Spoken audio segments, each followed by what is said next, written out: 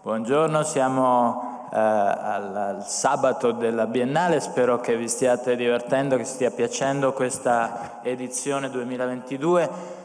Mentre sto parlando stanno arrivando ancora un pochino di persone, vi ringrazio di essere qua di sabato mattina per incontrare Helga Nowotny. Noi abbiamo il ricordo del 2007 ancora stampato nella mente, no? Non sto pensando alla crisi finanziaria che ha portato alla Lehman e nemmeno alla presentazione dell'iPhone.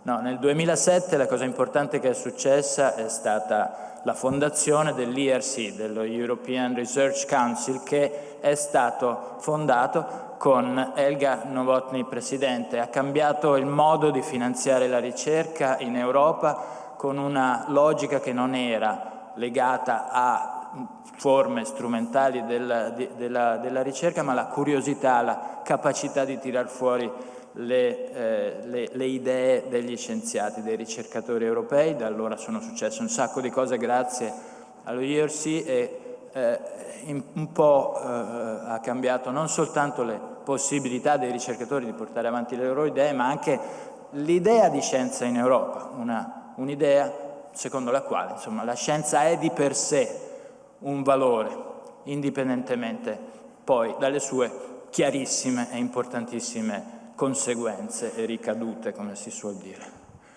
Helga Nowotny ha scritto molti libri, è una persona che studia la scienza da un punto di vista umano, dal punto di vista delle scienze sociali, è perfettamente adeguata allo spirito della Biennale, dove, come sappiamo, il motto è tecnologia è umanità, oppure è umanità, insomma ditela come volete, ma fondamentalmente questo rapporto tra la tecnologia e l'umanità, la scienza e l'evoluzione della società. La tecnologia non è una realtà separata, la tecnologia è l'umanità. E questa tecnologia della quale parliamo oggi, l'intelligenza artificiale cosiddetta, ha delle conseguenze che non sono soltanto tecniche, non sono soltanto economiche, sono anche puramente culturali. E di questo ci parla perché la sua ultima ricerca si è condensata in un libro che in inglese suona in AI We Trust. E chi ha mai visto, insomma, quelli vecchi si ricorderanno che sui dollari c'è scritto In God We Trust, questo è In AI We Trust. Poi in italiano è stata tradotta con, diciamo, un piglio più teologico, le macchine di Dio. Perché le macchine di Dio? Che cosa fanno la macchina di Dio, questa AI, che cosa fa alla nostra umanità? È quello che ci racconterà Helga Nowotny alla fine della sua lezione. Avremo modo di fare un po' di dialogo, di domande e vi auguro una buona lezione. Helga Nowotny.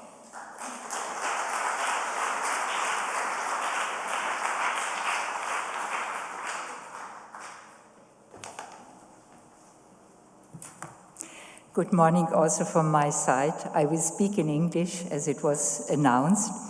It is the first time that I'm here at the Biennale, and I was able yesterday to walk a bit around and to listen to some of the discussions, and I very much enjoyed the spirit, because we have reached a point in the development of science and society where it is important to bring together the natural sciences, the social sciences, and the humanities.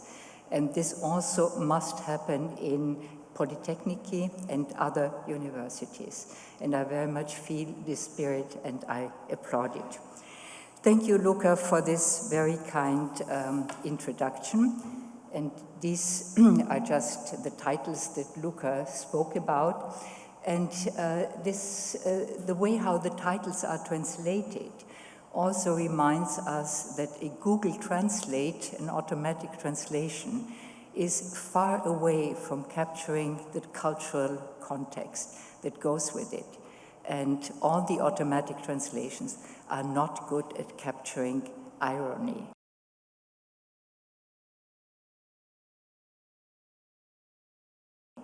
or ambivalence. So let me start by saying, when we speak about AI, or when we use words like machine learning, deep learning, now we have to learn something new, emergent learning, namely that you give a task to an AI, and while it looks at and works with the data in a very simple task, through the repetition and the additional data it is being fed, it also is able to learn something that emerges. So this means we are confronted with a fast-moving target. And the knowledge of yesterday will be superseded by the knowledge of today and tomorrow. And this is just one of the many examples that I want to remind you of, this acceleration in the development of this technology. This is a picture, one of many. I could have chosen many different pictures that comes with the prominence of large language models, which are models working with algorithms, of course, based on an enormous amount of data that can be texts or images or both. And this is taken from one of these models, DALL-E 2, which is a Google model. There are other models. And what it allows you to do is to take a picture like what you see on the left side, the famous, beautiful picture by Vermeer that you can admire when you go to the Netherlands, and to tell the machine, put this picture into what the kitchen might have looked like. But you could also come up with another picture. You could say, put the girl with the pearl into a modern home, or give her a companion of those years, or you can play around with it. But of course, it raises a number of questions. Is this art, or is it just an imitation with variations? And these are questions, the kind of questions that accompany us with every new step in the development of this technology. The humans are nowhere to be seen here, but in order to do that, a human is necessary, and the human must do something that in technical language is called prompting. So you have to put the machine into a position that it knows what to look for, which words or which objects. So you have to say kitchen, 17th century, you have to say, pots or whatever. And then it comes up with trials, and then you have to say yes or no. And what it also illustrates is what we can call the unreasonable efficiency of this method. The method is efficient, it works, but it does not understand what it does. And this is very important to remind us of again and again when we are confronted with one of these stunning things that these machines can do. We say, wow, they are intelligent, but it's not intelligence in the human sense. It's a very efficient way to work with data, to do what you prompt it for, but it does not understand. So working with technology raises a couple of questions that have been with us for some time. One of the questions, of course, is the trust in technology. And being here at a polytechnic, and I just wanted to remind you, I was very much reminded when I saw the date of the Politecnico in Torino, which coincides more or less with a wave of similar polytechnics that were founded in Europe, like my alma mater, the ETH Zurich, practically around the same time, the one in Milano, the one in Vienna, in Munich, etc. So there was this wave of polytechnics that were founded. And of course, the trust in technology was the basis for engineering, and engineering was the basis for industrialization of our societies that was gathering steam at an enormous pace during that time until the end of the last century. And engineers are taught, rightly so, that we can trust technology, that the technology does what you tell it to do, that it avoids errors, it needs to be maintained, it needs to be repaired, but nevertheless, engineers are taught that you build trust into technology. But with it also comes this idea, we humans are the masters of technology. We are the ones that have created it, and it has to do what we want it to do. But this is challenged again and again. And what I want to draw your attention to is, why do we trust in technology? A simple answer is, normally or usually it works. That's the power of technology. It works. And even if it breaks down, even if there are errors, we have the trust it can be repaired, it can do better, and this is how our trust becomes confirmed by what technologies do. Compare it with trust that we have in humans, in other beings, or our trust in institutions. If you trust your friend or a good friend, and your friend disappoints you, your friend promises you something that is very important to you, and then does not keep the promise. You are very disappointed, and if it's a serious matter, you will lose trust in this person, and it will be a break in your friendship. And if it comes to institutions, all data that we have tells us that trust, especially in political institutions, is going down a bit everywhere in Europe. And then people turn away, and we have people who either leave completely and they go into one of these bubbles of conspiracy theories and fake news, or they become very angry and they vote for populist parties. That's a way how trust in institutions that is lost is being translated in the political sphere. And yet we see that we are living in very complex society.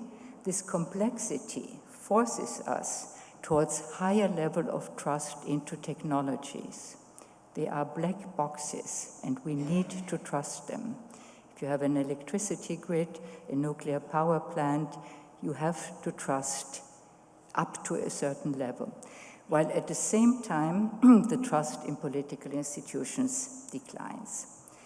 And yet, we cling to this quest for control. We want to be in control, and we nevertheless very often are faced also, control escapes us.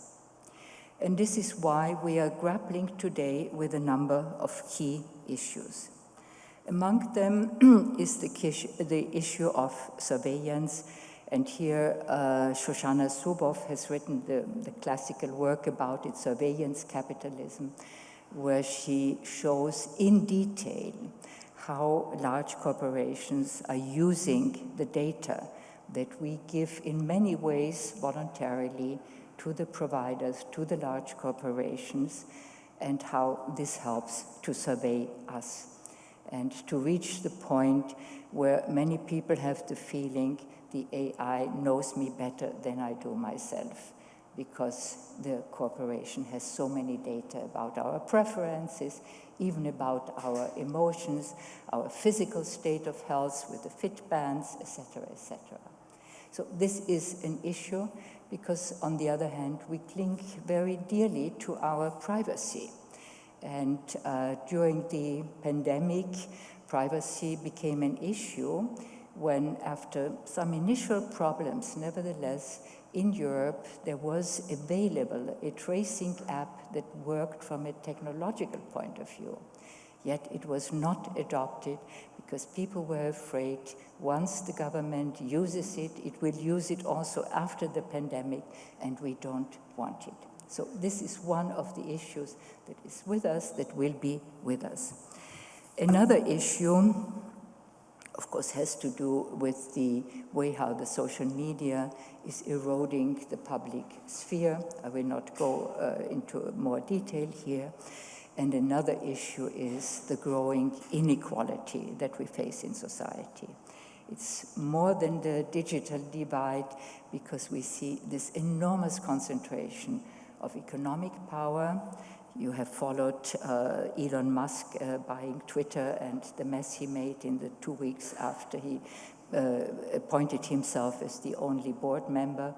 And this enormous concentration of economic power, of course, also translates into political power, into social power. So these are some of the issues we grapple with, and it has to do with the question, who is in control, and the illusion of control. So let us step back a little bit and ask the question, how did we get to where we are now? And there is a short-term answer and a long-term answer. The short-term answer is a very simple one. It is the convergence of different strands that come together. Namely, we have an unprecedented amount of computational power. Our computers are not only smaller, they are much more powerful than ever before. We have access and availability, again, of an enormous amount of data of different kind, to the extent that some people start to worry already, what are we going to do in the future with this huge amount of data that can be stored and stored and stored, but there are also limits to storage of data. And the third one is, of course, algorithms that become more sophisticated. So, and infrastructure, of course, which is necessary, that also use a lot of energy, and in a time of energy crisis, this also becomes an issue. So that's the short-term answer. It's not just one trend, it's the convergence of these different trends. But then there is the more long-term answer. And it was Fernand Braudel, the historian, who spoke about the longue durée, that we need to look back deeper into history. And I think one way of approaching it is to look back into history deeper, but we should also look further into the future. Now, going back into history, we don't have to go very, very far, only to the middle of the past century, around 1936, Alan Turing, with his famous breakthrough paper that laid the mathematical foundations of where we are today, which was followed then with the Manhattan Project, John von Neumann putting the first working computer at the service of the Manhattan Project to develop the bomb. And of course, you had to do lots of calculations. And the word calculator in those days was used for humans. A calculator was, and they were in the majority women, who were working as calculators, doing the nitty-gritty mathematical calculations that were necessary for the building of the atomic bomb. And then, of course, the computer came in, and this was part of this story. But I find it interesting that at the same time, and this is, of course, connected to the bomb, we can say this was the beginning of the Anthropocene. The Anthropocene is a new geological era or epoch, depending where you place it, where we say in the history of the Earth, we have reached a point where humans have such a large impact on the Earth that we can speak about the new era that begins. And when you listen to young people today, the word and concept of Anthropocene is everywhere around it. Now, the geologists are the timekeepers, the scientific timekeepers of the history of the Earth. And therefore, it is up to the geologist to officially declare that a new era begins, namely the Anthropocene begins. And the geologists, they deal with rocks, mainly and sediments of lakes and other hard evidence. So they insist and they say, if you claim this is a new era, you have to come up with hard evidence. You know, where do you see it in the history of the Earth? And so people have come up with different ideas, but most likely the matter has not been settled as yet because geologists also take their time. Geology is a slow-moving process, they take their time. And the most likely hard evidence are the radioactive traces that were left after the first trials of atomic bombs underground. So you have this interesting combination within a short period of time of the beginning of the digital age, with the predecessor, of course, the mathematical work, the work building a computer, making it run, etc., and the beginning of the Anthropocene, where we left radioactive traces that were human-made and not natural radioactivity. So looking into the future, I think, and this is my take on it, we are on the verge of having entered a co-evolutionary process between humans and the machines they created. And you might want to think of the machines, especially the digital machines, as a kind of other species. And there is a beautiful quote by Leonardo da Vinci, who said, and I have to paraphrase it because I did not find the original, but I know it exists. Leonardo said, with the help of nature, humans will create an infinite number of other species. And I think the machines, the digital machines we have, we may want to look at them as another species. And co-evolution means two species are entangled, they co-evolve together.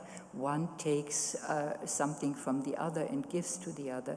And of course, as always in evolution, the process is open-ended. Now, I find it always interesting why someone chooses a certain topic as a research challenge. And therefore, I want to say a little bit about my personal journey through, I call it my journey through Digiland, digital landscape. Now, as Luca mentioned, my background is in science and technology studies, which means I am studying professionally science and how the science system works, what scientists do and how they work, but also the relationship between science and society. So it's the impact of science on society, but there's also the reverse. Which kind of social structure lets certain technologies, certain kinds of science emerge and not others? And so I could not ignore what was going on. And so I became interested to follow more closely what does this digitalization, this living together with this new species, if you want to accompany me in using this metaphor of a species, what does it do to us and what do we do to it, and what does it do also to our social relations, to us personally, but also to us in our social relations and to society. So I started to read the literature, and much of the literature was written at haste, very superficially, very much trying to catch up with the latest developments, so to be out in publishing a little bit after it actually happened. And I found it disappointing in terms of what it told me. But I quickly found out that whatever was written, and I also went to conferences, talked to people, that there was a divide between the techno-utopias and people who believed in these techno-utopias and the dystopias. Now, yesterday in this very room here, Evgeny Morozov was also speaking about utopias, and he called it the false utopias of Silicon Valley, that it propagates the utopia, for instance, that it can be regulated, it will be regulated quickly, that it will provide the solutions to all our problems. And whether we call it false utopias or fake utopias, but there are also people that actually believe that there is a utopian future. And if you go back only a little while when the internet came around, the people who were working as designers, developing the internet, they really, at least for a short period of time, were convinced now we have a technology that allows us to democratize. We can open up a new utopian world where we will have more equality. We know the dream did not last. So there are the utopias, be it fake utopias or real utopias, and of course the dystopian vision that the AI will soon overtake everything, that we will become the slavish appendices of a technology. And I was dissatisfied with this bifurcation because I was looking for the connections and some, empirical ground to stand on. And I also tend to think that part of the kind of speculations that are thrown at us are deliberately or indeliberately distractions from what are our real problems.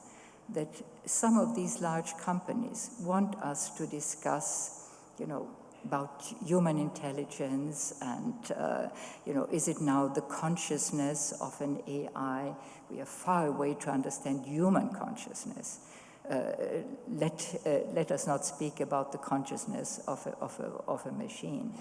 But then people are preoccupied with these speculations, with an imaginary, collective imaginary, and we tend to overlook the real pressing problems that have to do with who is in control, what does the crypto world do to our democratic institutions, how can we empower citizens, and so on. So I had to find my way through this maze and labyrinth. So I came up to focus on the power of predictive algorithms. And I did so because of my previous long-standing interest in social time. And prediction has to do with the future. And I have always been interested in how does our concept of the future change? What does it do to the way how we experience the present? And right now, I speak also about living in a digital time machine. We are at a moment where, on the one hand, as William Gibson said some time ago, the future has already arrived, it's just unevenly distributed. So the future is here, it's unevenly distributed. It is in digital devices and other possibilities. Thank you so much. Thank you.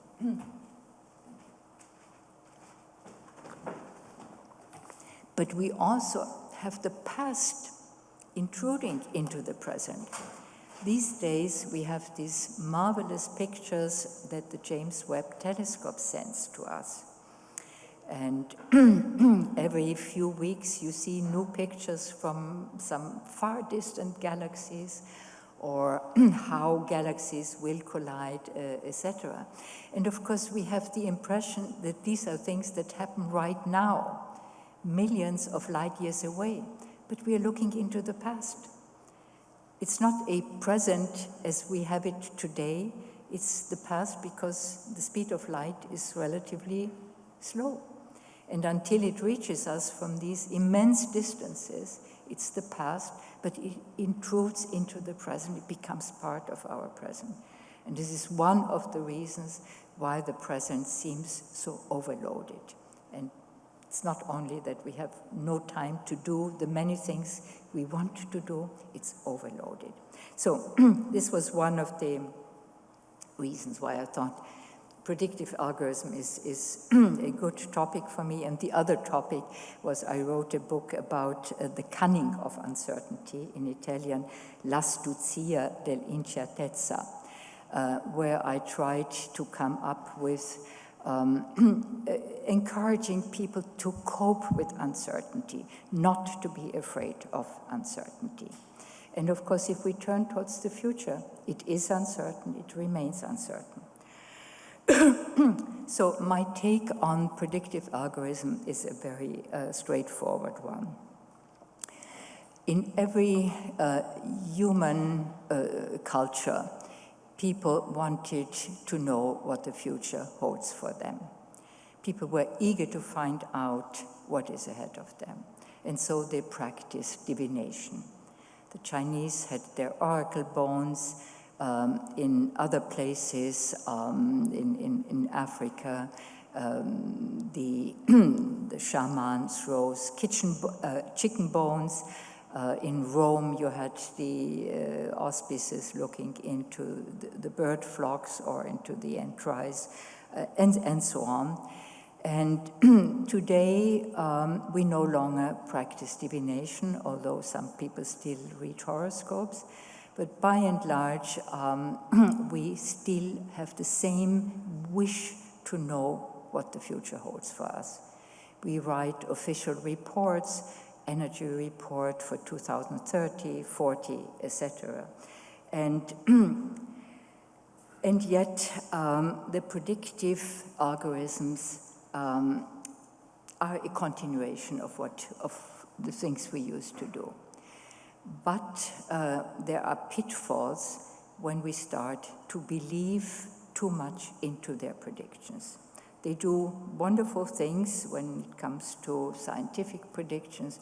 Mind you, this deep mind protein folding, which is really quite a feat. But when it comes to human behavior, we attribute too much agency to an AI, predictive AI. And when we start to believe what the AI predicts for us and we start to act accordingly, we risk to have self-fulfilling prophecies. And we also risk to fall back into a deterministic worldview where the future has already been set for us. And this is what I call the prediction paradox. We leverage AI to increase our control over the future and uncertainty, while at the same time the performativity of AI, the power it has to make us act the way it predicts, reduces our agency of the future. So if the future is uncertain, and it is uncertain because we as human beings are part of biological evolution. We are biological beings, and thus part of the way how biological evolution continues. At the same time, we have invented something that is cultural evolution, science and technology foremost, which is overtaking biological evolution. So the future is open and there is no set goal. It keeps evolving. And if we forget that these predictive algorithms let us see further, but that they are and remain probabilities, then we take the risk of falling back into conferring our agency. And we therefore have to remind ourselves the future has no data as yet. The data we have are extrapolations from the past. Sometimes this is a very reasonable assumption, but it is always a probability and it is never an absolute certainty. So what is to be done? And this is my wrap up with many open questions. But nevertheless, we face the fact that AI reinforces and leads to a concentration of power. Already in previous changes, economists of innovation call it the techno-economic paradigm changes. So industrialization was one of these major techno-economic paradigm changes, where the economy changes in its nature, society changes radically in its nature. So, and they have looked at what happened in previous times and what is happening now. And what happened in previous times is also you have an enormous concentration of power. The winner takes all, and there are good reasons why this happens. And unless there's the political will and the political ability to regulate, this concentration remains. And in history, it's always interesting to look back to history. There was one major corporation, the East India Company, at the height of British rule, the British Empire, that was more powerful than the state. They even had their own army. And somehow, I think we have to be very watchful to see how we can curb the power of these of this concentration and what it brings with it. Then, of course, as a remedy, everyone turns towards ethics. And ethics is called upon, it's ubiquitous in documents, etc. Of course, we want ethics, we want ethical behavior everywhere. But it's much more difficult, and ethics is not a checklist. There was a study group at ETH Zurich that looked at the official ethical guidelines, about 100 documents, 50 of them from governments and 50 from them from major business organizations. They looked into their ethical guidelines. So, what is it all about? And they found no consensus. Even the principles of ethics in these almost 100 documents were not, there was no consensus. Transparency came out a little bit over 50% as forerunner. Then there were others like beneficial AI, trustworthy AI, etc. So you had all kinds of ethical principles that were appealed to, but no real consensus, let alone how to implement it. So it's a difficult topic, how to implement it. And there are technological problems with it, and we have not really found a good way as yet how to put ethics into it. And if you look at ethical procedures, it's one way. You can look at ethical outcomes. That's another way. Each one has its own problems. And yet, we are all very clear. We need to curb the biases that come with data. We know each one of us has his or her own biases. The data are biased depending on the sources, depending on the quality, depending how they are processed. And nevertheless, we want to do something against these biases and other forms of use and abuse. And then there is, of course, the need for and the difficulty for regulation. And here we have to acknowledge that all the digital technologies and AI have to be seen also in a geopolitical context. And there is the US on the one hand, where regulation, despite claims of Silicon Valley, is thought to hamper innovation. So you do not want to regulate because you think it will slow down innovation. And you have China on the other hand, where the state is in control of everything, and surveillance is without any constraints in the hands of the state. And Europe is in the middle and trying to appeal to our European values.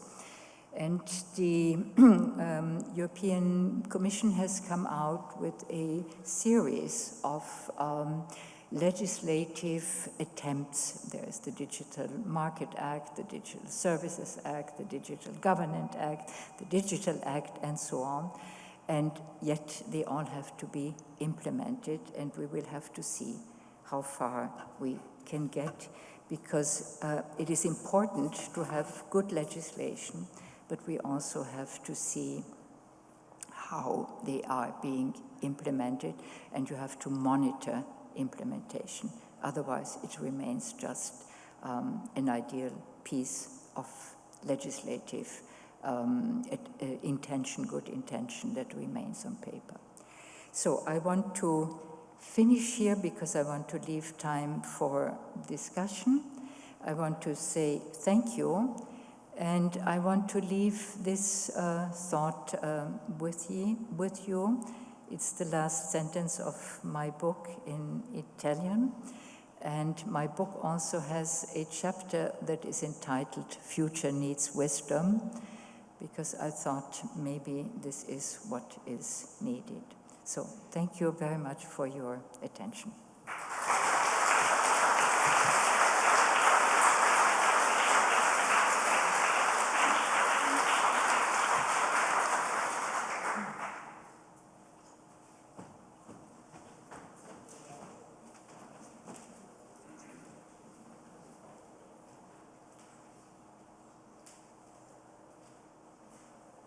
Eccoci, grazie a Helga Nowotny.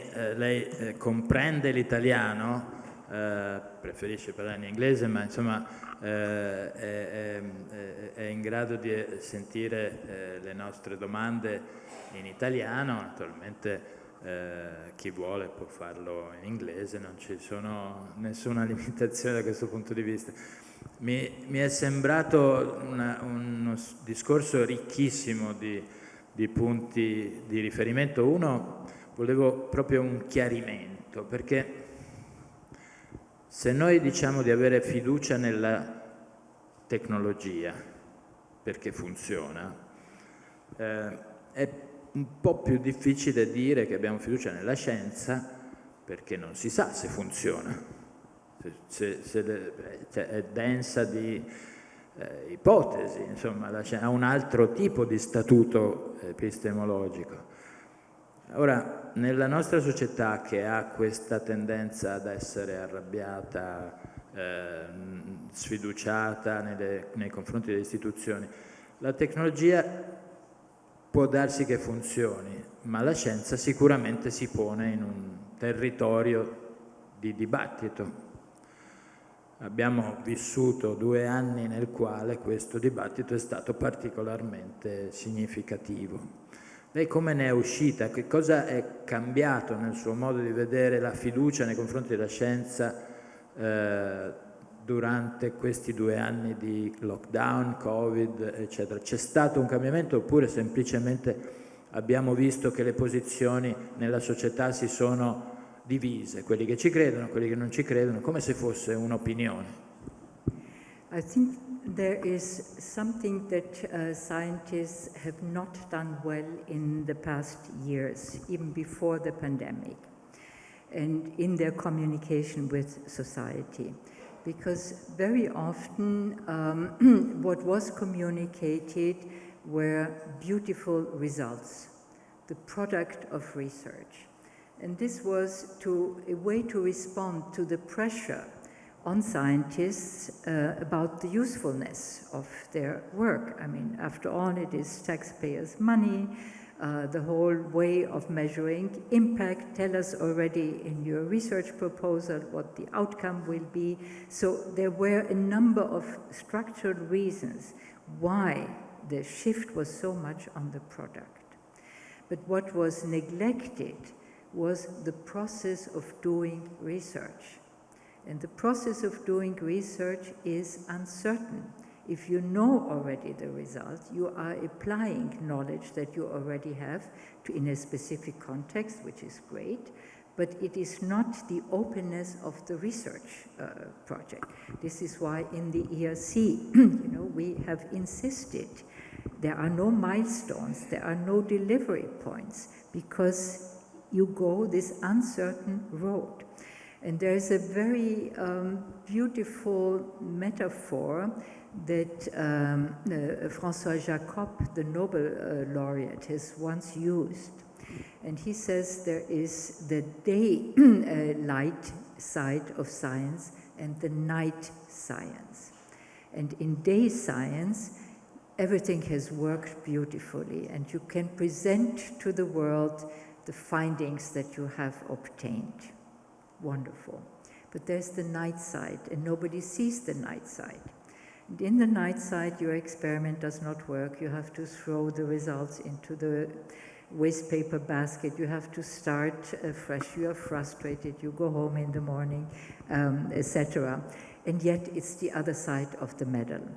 In other words, this uncertainty has not been communicated well, nor to the society, nor to politicians. And politicians, when they ask scientists, is this, whether it's the pandemic or a cancerous subject or whatever, they want to have a clear yes or no. Is this cancerous? Yes or no. But every honest answer a scientist can give is yes under certain conditions, or no under certain conditions. But politicians don't want to listen. What are the conditions? They are very bad at probabilities, or you have a range of certainty that you can give them and a range of uncertainty. And this brings me back to communicating much more how research actually works, the process of doing research. And it's not the miraculous scientific method. You cannot just pull it out of a bag and put it somewhere and it will work. You have to do it step by step, and it's different in every field. And this is, and the outcome is uncertain. On the other side, scientists thrive on this uncertainty because you want to move where no one else has moved as yet. So you get excited about Uncertainty is freedom, is openness. Le possibilità si aprono se siamo incerti, se siamo troppo sicuri, come dice nel finale del suo discorso, la società si chiude, diventa deterministica, in qualche modo perde libertà. So I think this is one of the lessons of the pandemic, that I would say every scientist, communicating with society to be much more focused on how does research actually process. What is the work of a researcher, this procedure where you have to go back, you have this uncertainty. How are you trying out your various options? How do you decide? How do you go on? But at the same time, convey some of the enthusiasm that drives you forward. Supponendo che la scienza riesca a convincere le persone che l'incertezza è bella ed è la strada per aprire le forme migliori, insomma, dell'evoluzione, allora potremmo insegnare anche ai politici di essere un po' più incerti, che forse conquisterebbero un po' più di legittimità.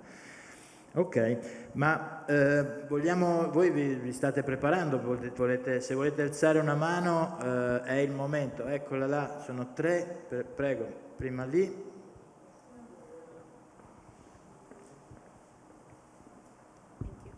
I will pose the question in English.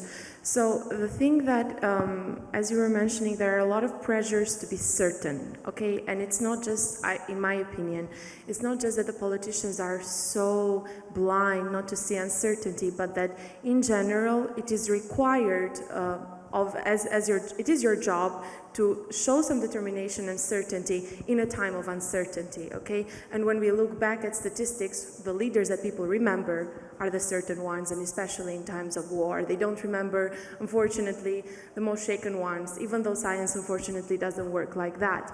But bearing this in mind, and the pressure that this is putting on democracy, as it was being mentioned before, it has been paralleled that whoever wins the war on AI is actually going to be the new global leader. What would that look like if it wasn't the West with all its problems? You know, I prefer not to speak about the war of AI.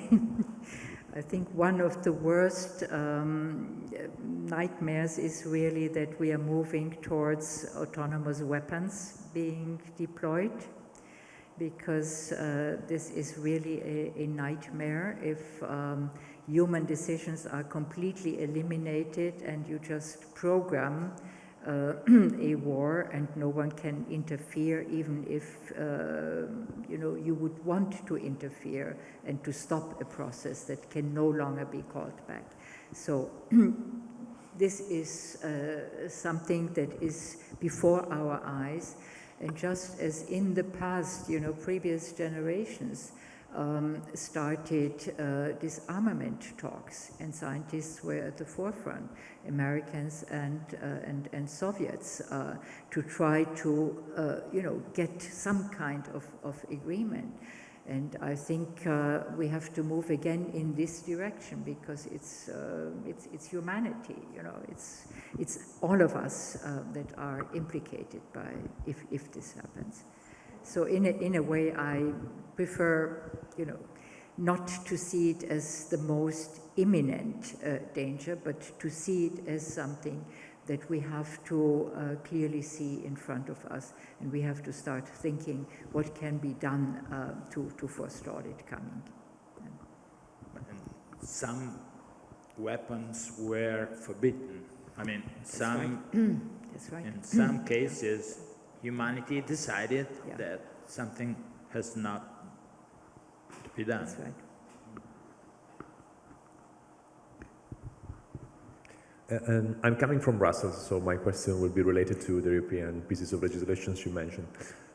Did you have a chance to read the Artificial Intelligence Act, and do you have any suggestions, since the European Parliament is still working on it and the Council as well?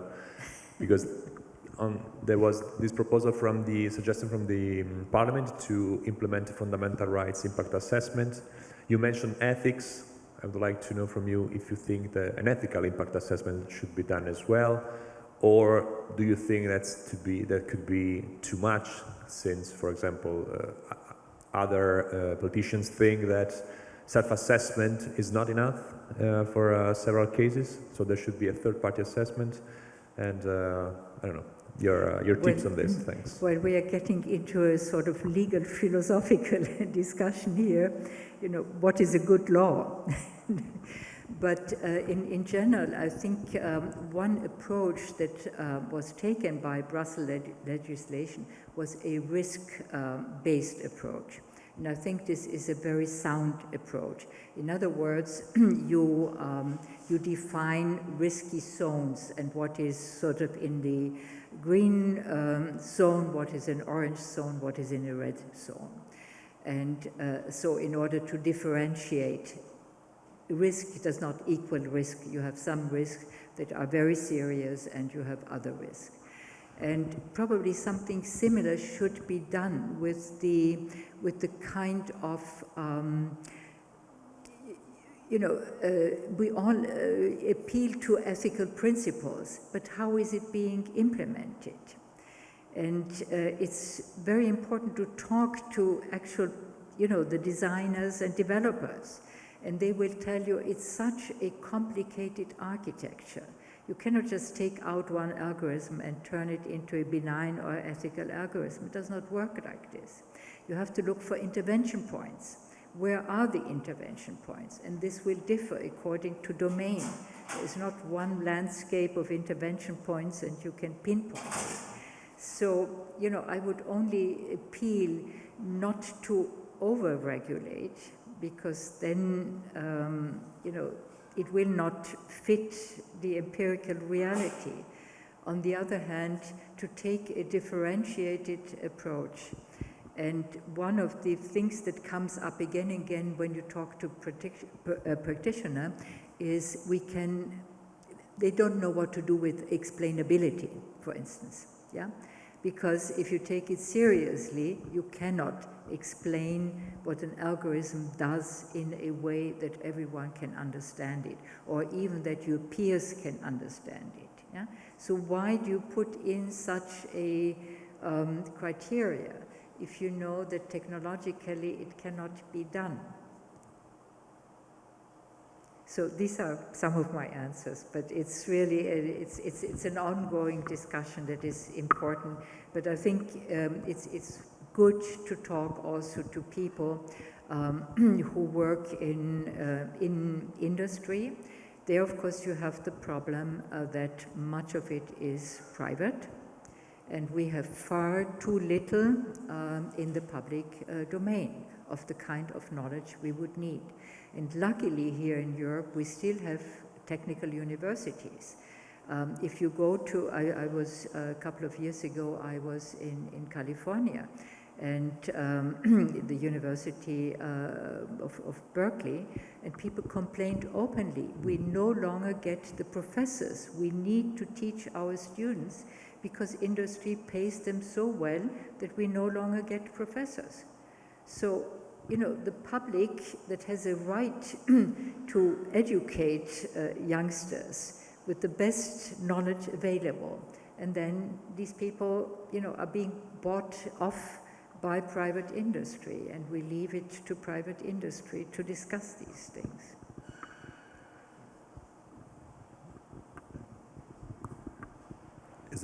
I think we are in Europe. We are privileged citizens somehow. I mean, when I see Elon Musk firing 50% of Twitter employees just on the basis of economic criteria, I feel in danger. What can happen if one day he will become president of the United States? So what can Europe can do? He was born in South Africa. No way. No way.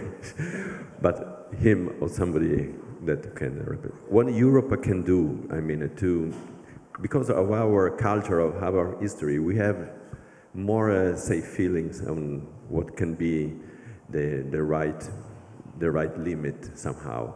What can Europe can do more to defend citizenship against, a power that has no limit in itself, because it's driven by economic criteria that can go higher and higher. Well, I agree with you that compared both to the US and China, Europe is in a privileged position, except that we are not in control of these large corporations.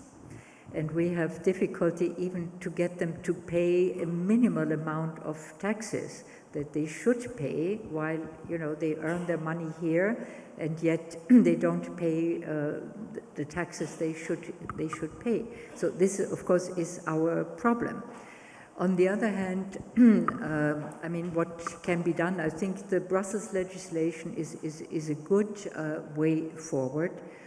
The regulations have to, the Governance Act, for instance, has to be translated into national law within 13 months, so by September next year. Also, Italy has to have its Governance Act as an Italian law, and it offers you opportunities because democracy is as strong as it is on the ground as it is in a parliament.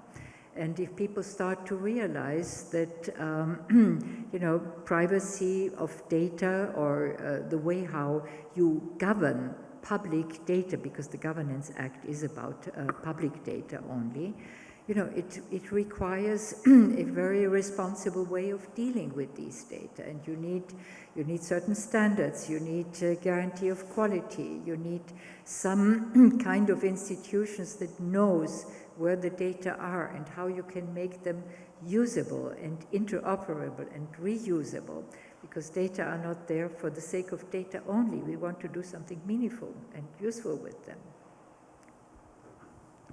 Thank you. We're I saw a hand over there. Is still a hand, or no? Here? There. The translator can important for meeting from science and technology is very important ethical. What's about you, but for you, this part? Thanks. Could you repeat, please? We didn't get the beginning and... I want to ask about ethical for you. For it's very important for communication of science and technology, but one part is for ethical different for science or technology. Glielo dico in italiano che così almeno comprende meglio.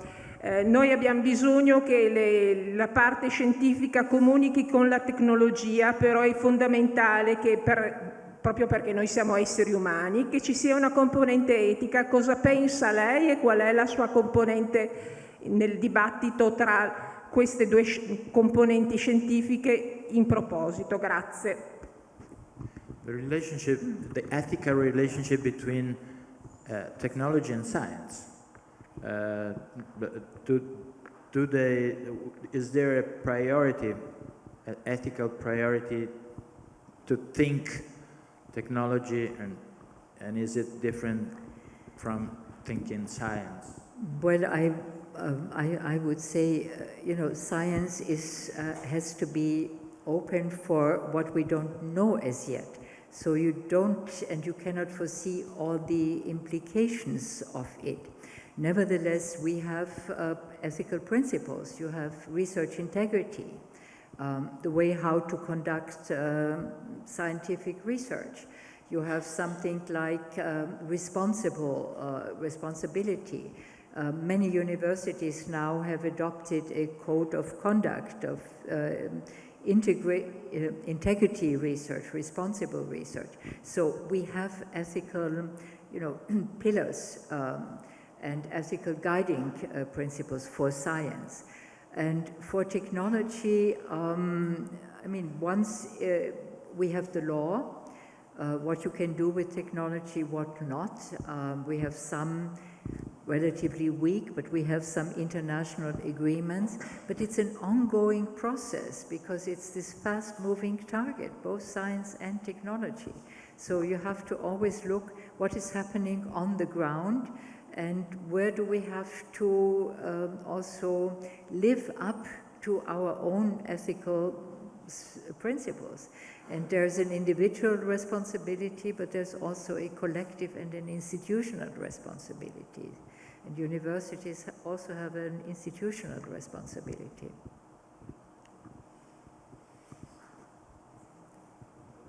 Allora, c'era una mano alzata qua e poi lì in mezzo. Prego. Hi, Helga. So, Luigi Giuliani from Mindvolution, Canada.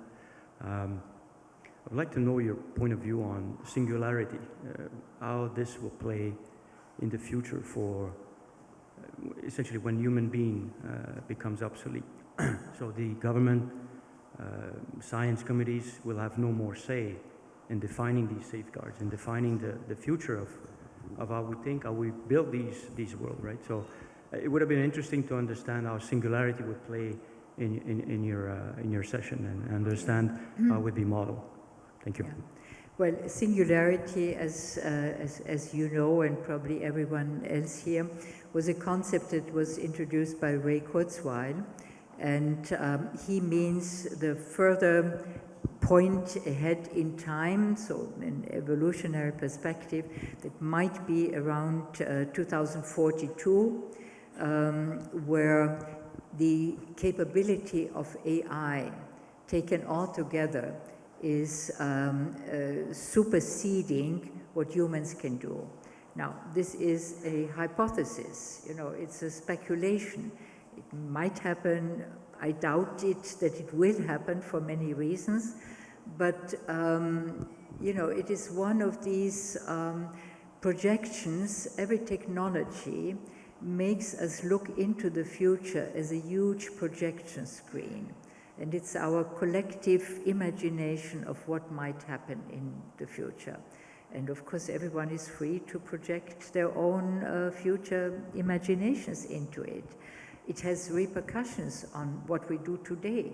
Because if you are convinced in 42, which is not so far, and for the youngsters, you will all be around when it happens, what does it do to you? How do you change your life if you know the singularity is going to happen? So these collective imaginaries react back on us. And for me, science is organized skepticism. And as a scientist, you should have doubts, but you follow an organized way of expressing your doubts, and you follow an organized way when you say, you know, my doubt has been confirmed or not confirmed one way or another. So from this point of view, I think I would rely on science to tell us and to see what will happen. But I would not be, I would not want to be, you know, taken hostage by such a prediction. Ok. Due mani qui.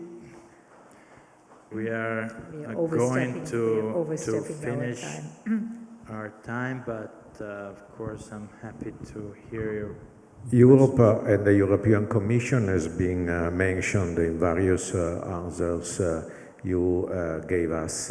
I ask you just a general, a whole evaluation of the lawmaking of European Commission on digital rights and specific problems such as responsibility of platforms. What is the strength point and the weak point for you? Well, I'm not really into the details of it. I follow it as part of, you know, what I think it's necessary to know. But all I can say is, compared to what happens in the US, you know, we are far advanced in having these kind of discussions. And as you also know, it's the Commission that makes the proposal, it's the Parliament that is involved in the final product. And the Parliament should, of course, have also repercussions and relations to what happens at national level. So we all should be involved in discussing these things. And in many cases, let me just end with this, because I think the pandemic has also shown to us how much more we could have done with the data that were available, but they were fragmented, they were not communicated everywhere. In every country in Europe, you had this fragmented health system. You had hospitals. Each hospital has its own data, but the data could not be compared from one hospital to the other hospital because the categories were not right, the classification did not exist, the means of sharing it did not exist, etc., etc. And there were in every country, again, good scientific institutions and groups of people who could have done a lot more had the data been available at the time. So all the scientific advice that was given on the basis of very weak and shaky data. They tried to do the best that they could. And so this is one of the lessons. And when we discuss AI, it should not just be, you know, privacy, and everyone is pushing us to know everything about us. We should also see the potential of using, especially in the health system, you know, data that will allow us also to go beyond the pandemic. Comorbidity is one example. You know, if you have the data, you can say that there's a certain likelihood that people with one disease will also get another disease. So this is why you speak about comorbidity, and so and then you can, you know, do a lot to prevent that this becomes fatal for these people. So a lot positive things can be done with data. Of course, you have to guarantee privacy, etc. And I think in our discussions we have to put this much more into the forefront so that this legislation makes sense to people. And then they say, this is something that we would like to have, and this is part of a good health system. Last question over there.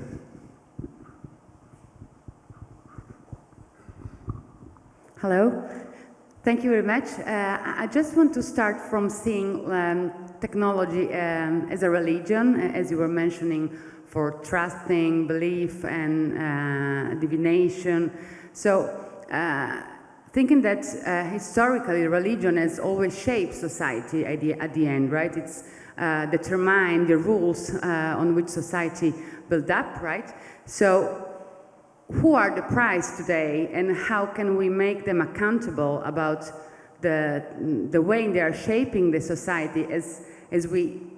I mean, my impression is they are at least reluctant to take this accountability on the power they have on society, as no one ever questioned the power of religion on society. So it's a cultural thing, not only a regulation way to shape this new mindset. So how can we make the new prize accountable for how they are impacting on society? Well, I would give you two different kinds of answer.